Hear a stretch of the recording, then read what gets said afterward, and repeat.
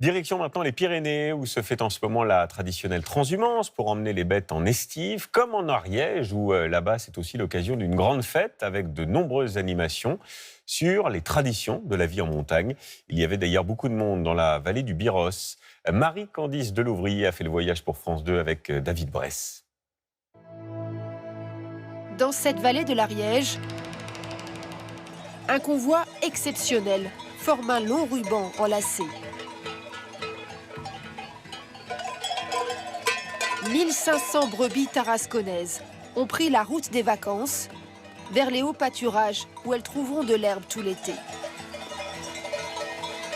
Derrière elles, plusieurs centaines de personnes, sourire aux lèvres, accompagnent cette transhumance. Bien plus qu'un simple jour de fête pour les passionnés comme Yves Rougès. Le plaisir aujourd'hui, c'est d'être au contact des bêtes et des éleveurs parce que la marée ovine va monter vers les estives verdoyantes du Couserans où nous allons avoir maintenant une montagne vivante. Avant d'en arriver là, un peu plus tôt dans la matinée, il a fallu rassembler les troupeaux avec l'aide des chiens de berger. Pour cet éleveur, l'instant est toujours très particulier. C'est tout le travail de l'année, l'aboutissement du travail. Et pour les bêtes, pour les éleveurs, c'est un bon moment. Un bon moment ou stressant un peu? Il y a un peu de tout, du stress, il y en a certes, mais c'est un bon moment. Au signal du départ, les brebis se précipitent, pressées de rejoindre les estives. Elles empruntent ce raccourci en pente raide plutôt que de suivre la route avant de traverser cette rivière. Spectacle à la fois simple et saisissant pour un public privé de transhumance pendant 2 ans à cause du Covid. C'est une occasion de rencontrer plein de gens qui sont contents d'être là. Donc c'est une joie communicative. La première fois que vous venez? Oui. Et qu'est-ce qui vous surprend?